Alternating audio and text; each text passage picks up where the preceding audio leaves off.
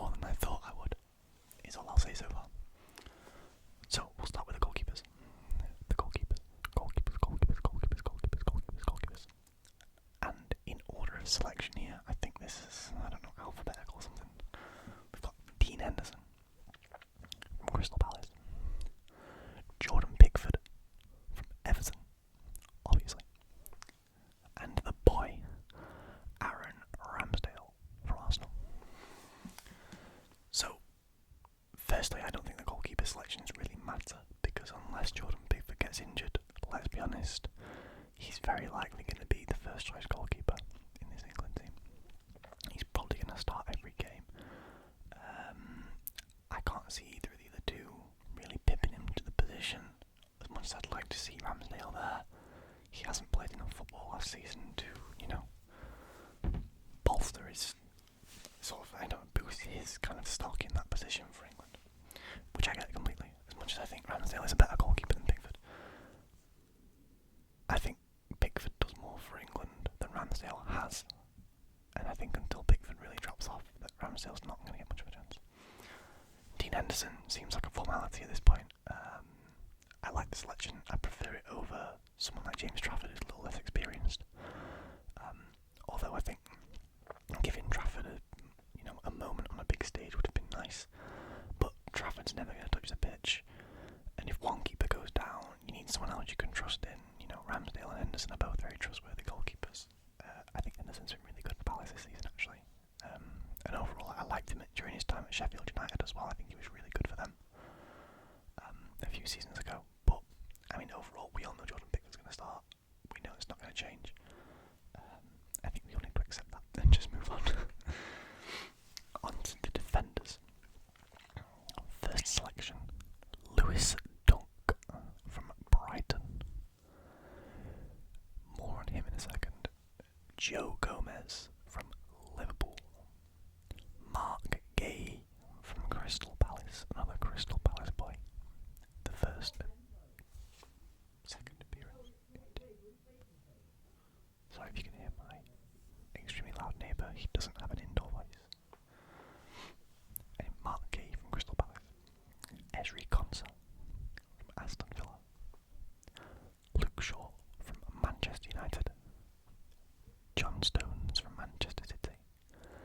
Kieran Trippier from Newcastle United, which we all expected. And of course, Kyle Walker from Manchester City. For my money, the best right back in the world currently. But debate that below. So, back to the centre back choices. For me, I'm going to go through one by one. John Stones is obviously going to start. John Stones needs to start. He's the most experienced centre-back out of the lot there. At an international level, Lewis Dunk is obviously probably more experienced football-wise than John Stones, but at this level, John Stones is more experienced. I like John Stones. Mark Gay, I like the selection. I think he's done enough to warrant being in Manchester City, in the England side. Sorry, I'm reading off the screen. I read Manchester City below Mark Gay, then my brain. It's been a long week. Mark Gay from Crystal Palace, I think he's very direct as a centre-back. I like his play style. I think he would partner someone like John Stones quite well. Joe Gomez I don't hate. I think has always had potential, but just has been endlessly unlucky with injuries. Hasn't looked bad for England so far, hasn't looked anything special, hasn't looked bad either. Ezri Konsa and Kieran Trippier I'm going to put in the same bracket because they feel like picks based on versatility. Ezri Konsa, can play as a right back if needed. I think he's been playing, I don't know where he's been playing for Villa actually, I want to say he's been playing right back actually for Villa. But I know that Tyrone Mings has been out this season, I don't know if he's snuck in at centre back a few times or not. But it seems like a pick for versatility, if Walker goes down, we need cover on the right hand side. Similar with Kieran Trippier, he can play either full-back position. I actually think he'll start at left-back. I think even if Luke Shaw is fit for the first game, it's not a big enough game to warrant risking getting him injured again. So I don't think it'll happen. I think Kieran Trippier starts at left-back in the first game against Serbia next weekend. And then on to Luke Shaw actually now, who Is he fit? Isn't he fit? Why does no one know? It's a bit suspicious to me. I don't really understand the whole Luke Shaw is injured, but he's not. But we're taking him. If Shaw's fit, he should obviously play. He's the best left back we've got. But it depends a lot on if he's fit. And then finally, for me, I already spoke on Kyle Walker, the best right back in the world at the minute. I understand he should be starting every game. He's incredible. Lewis Dunk.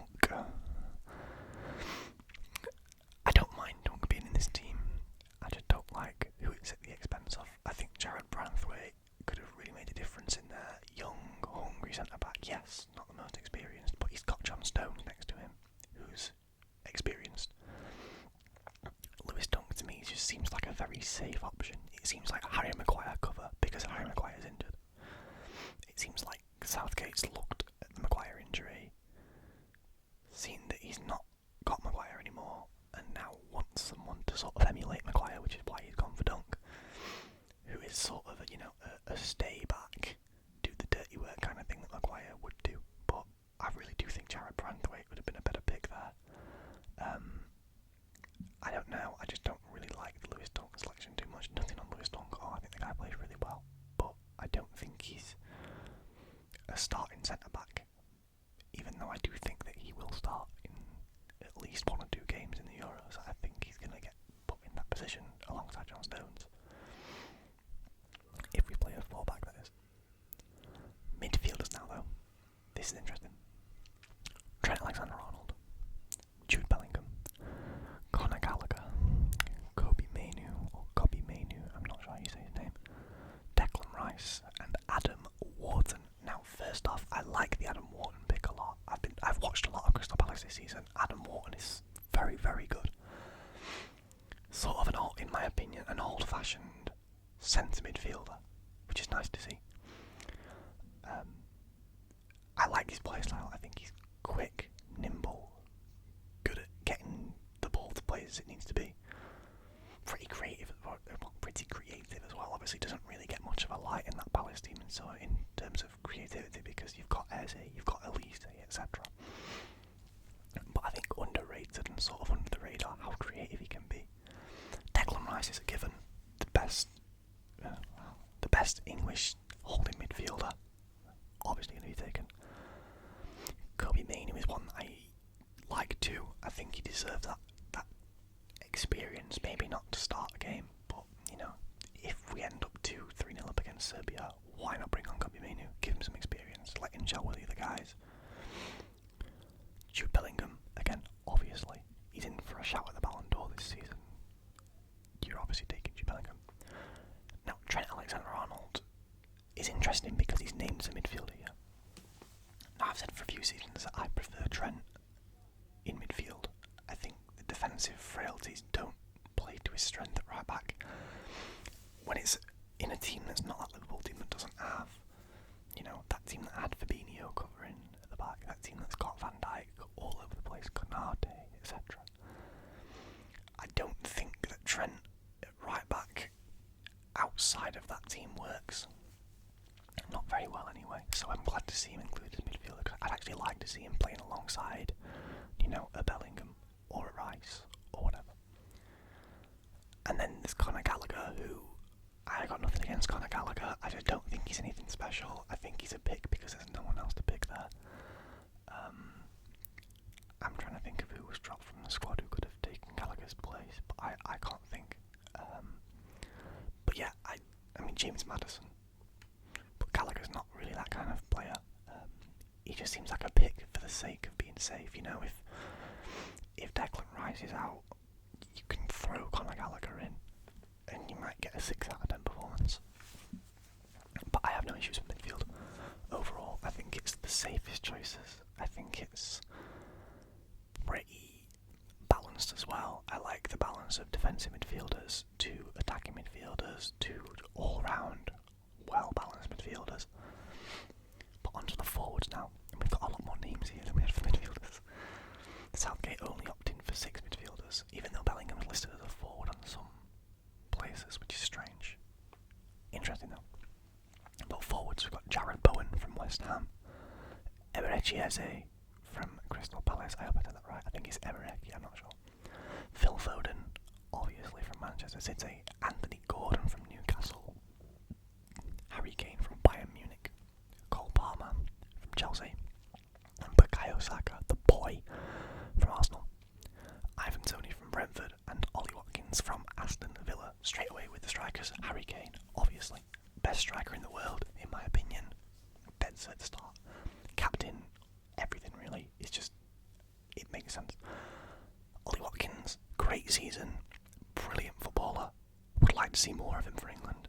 But he's not going to get many minutes because Kane is Kane.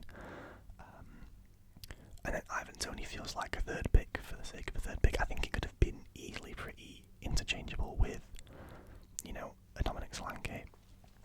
But I do actually think that Ivan Toney's there for penalty shootouts. I think the guy's not missed a penalty in a long, long time, as far as I know. So I think he's there in case, we got the penalties in the round of 16. Maybe bring Ivan Toney on last minute. Maybe bring Watkins on, players who can take penalties. Saka takes penalties. You'd have like 4 or 5 first choice penalty takers for their teams in the side then. And that's pretty incredible.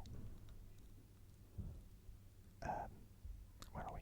Bukayo Saka, of course, starting at left wing for me, right wing, for England, for me. Cole Palmer, great season, deserves the call up. Can't really complain. Jared Bowen, again, deserves a chance to prove himself. I think very good for West Ham this season, for the last few seasons. Eberechi Eze, I like the kid a lot. I think he's really creative. I think, apart from the obvious choices of Foden, Bellingham, etc., Eze's one of the most creative players in the side. And then Anthony Gordon, I do really like the choice of, because I think it's good experience. Do I think he'll play? Not really. But I think it's good for him to be there.